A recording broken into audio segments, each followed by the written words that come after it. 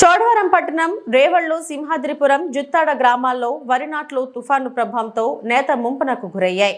సుమారు ఈ 3 గ్రామాల్లో 600 ఎకరాల వరకు వరి నాట్లు చెరువుల కంటే ఘోరంగా తలపిస్తున్నాయి. అడపదడప కురుస్తున్న వర్షాలకు రైతులు పొలాలకు వెళ్లి ఉత్సాహంగా వరి నాట్లు వేశారు. అయితే రైతుల ఆశలు అడియాసలకు మారాయి. నాట్లు వేసిన కొద్ది రోజులకే తుఫాను ప్రభావంతో చెరువులను తలపిస్తున్న పొలాలను చూసి రైతులు కన్నీటి పర్యంతమవుతున్నారు. వేసిన వరి నాట్లు నీట ముంపునకు గురవడంతో ఎందుకు పనికిరాదని రైతులు లబోదిబోమంటున్నారు. తుఫాను కారణంగా తీవ్రంగా నష్టపోయామని ప్రభుత్వం వెంటనే స్పందించి ఆదుకోవాలని రైతాంగం కోరుతున్నారు.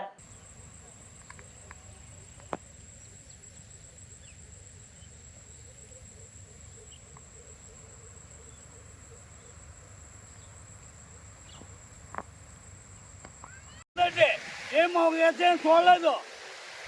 ఏడిది ఘోరం, అన్ని పొలాలన్నీ ముంచినాయి. ఏడి ఘోరం బాగుందా? ఇదే ఇది కొత్తగా మీ ప్రభుత్వానికి రావాలి గ్రామం, చోడవరం, వెంకయ్యగారిపేట. ఏడిది ఇదేం బాగుందో చెప్పండి. మా వ్యవసాయాలన్నీ పోనాయి. మాకు ప్రభుత్వం న్యాయం చేయాలి. ఏం చేస్తారు? ఏం చేయడం ఉందా? సూపర్ కుడిపోయింది, వ్యవసాయం అంతా కూలిపోయింది. మేము ఏడ్చినారా? మీరు ఏదో మేము ఎలా బతకాలా?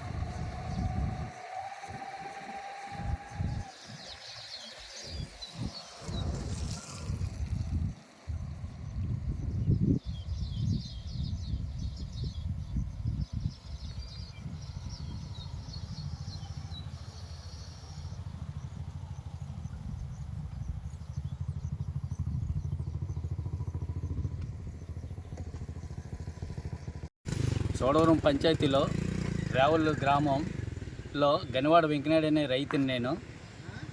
ఈ అనకాపల్లి జిల్లా, ఈ రేవళ్ళ గ్రామం, వెంకయ్యగారిపేట, చోడవరం, ఇలాగ అన్నవరం గ్రామ భూములు ఒక సుమారుగా 150 ఎకరాల్లో ప్రతి సంవత్సరం తుఫాను వచ్చిన సందర్భంగా నీళ్ళు ఎక్కువైపోయి పంటలు నాశనం అయిపోయి మాకు మళ్ళీ వేరే దారి లేకుండా